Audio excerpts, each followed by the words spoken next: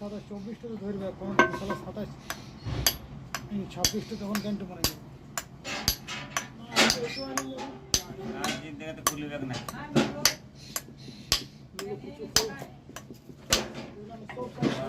আর খুলবে না